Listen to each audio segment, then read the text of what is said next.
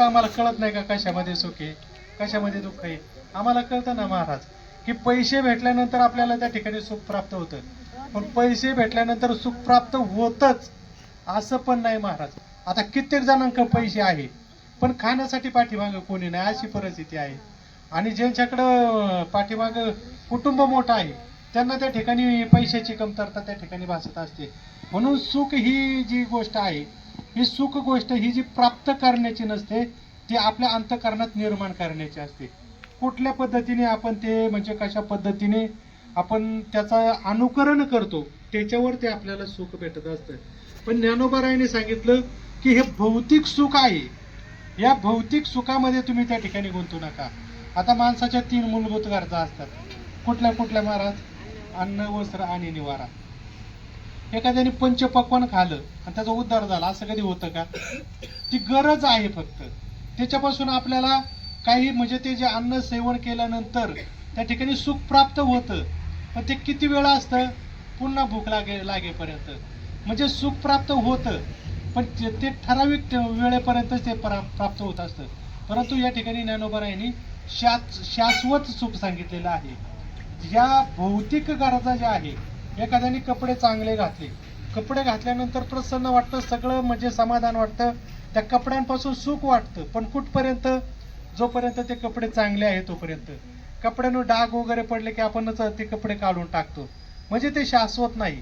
पण या ठिकाणी शाश्वत सुखाची व्याख्या ज्ञानोबारायांनी केली की तुम्ही जर माझ्याकडे अवधान म्हणजे माझं तुमचं जे चित्त जे आहे ते चित्त जर मला दिलं तर तुम्हाला त्या ठिकाणी शाश्वत सुख प्राप्त होईल. मग शाश्वत सुख प्राप्त करण्यासाठी ह्या ज्या अन्न, वस्त्र, निवारा ह्या ज्या भौतिक गरजा आहे, तशा आंतरिक गरजा सुद्धा महत्वाच्या असतात.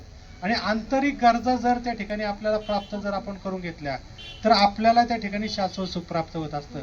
आंतरिक गरजा कुठल्या आहे महाराज? त्यामध्ये नैतिकता आहे, भक्ती आहे, किंवा आपण त्या ठिकाणी महाराज एक त्याग नावाची जी गोष्ट जी आहे ते त्याग सुद्धा आपल्याला त्या ठिकाणी महत्वाचा आहे. त्याने सुद्धा आपल्या जीवनामध्ये कित्येक प्रकारचे चढउतार आल्यानंतर आपण स्टेबल राहत असतो. म्हणून आंतरिक जी तत्व जे आहे, या आंतरिक तत्व त्या ठिकाणी फार महत्वाचे असतात. कितीही प्रतिकूल परिस्थिती आली आणि आंतरिक तत्व जर आपण जोपासत असू तर आपल्याला ते दुःख त्या ठिकाणी जाणवत नाही. किंबहुना ते जे येर अनुष्ठिती ती सामान्य सकळ, सामान्य सकळ त्याच अनुष्ठान म्हणजे अनुष्ठान म्हणून त्यालाच समोर ठेवत असतात की ज्यांनी आपल्या जीवनामध्ये चांगल्या पद्धतीने आपलं जीवन जगलेलं आहे. श्रुती स्मृतीचे अर्थ आपणच होऊन मूर्त अनुष्ठाने जगात येतं वडील जेचे. जे म्हणजे ज्यांना वडील कोणाला म्हटलेलं आहे की ज्यांनी आपल्या जीवनामध्ये संघर्ष केला आहे आणि संघर्षातून समाजाला चांगलं योगदान दिलेलं आहे, त्यांना शास्त्रांनी वडील असं म्हटलेलं आहे. म्हणून महाराज, जीवो तो ऐसा जियो की तुम्हारे जीने से हजारों जिये वरना जीना भी उसी का नाम है, दुसरों के जख्मों पे तो कौवे भी पेट भरते है. म्हणजे जगायचं तर अशा पद्धतीने जगा की तुम्हाला पाहिल्यानंतर दुसऱ्याला जगावं असं वाटलं पाहिजे की या माणसाने सुद्धा एवढं बघू नये पण चांगल्या पद्धतीने पुन्हा पूर्व जीवन जगायला सुरुवात केली. अशा पद्धतीने जीवन जगा.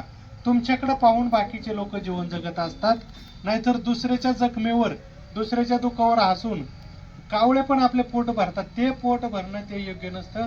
म्हणून जीवो तो ऐसा जीवो. म्हणून अवधान ऐकले दिजे सर्व सुखाचे पात्र व्हायचे. हे प्रतिनित्तर माझे उघड आहे का? तुम्हाला सुखी व्हायचंय तर तुम्हाला त्या ठिकाणी स्थित प्रज्ञ होणं फार गरजेचं आहे.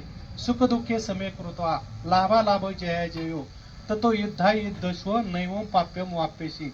सुख असेल, दुःख असेल, हानी असेल, जय असेल, विजय असेल, पराजय असेल, हे सगळं त्या ठिकाणी आपण महाराज समान जर मानलं तर त्या ठिकाणी आपल्याला त्या ठिकाणी सुख प्राप्त होत असतं.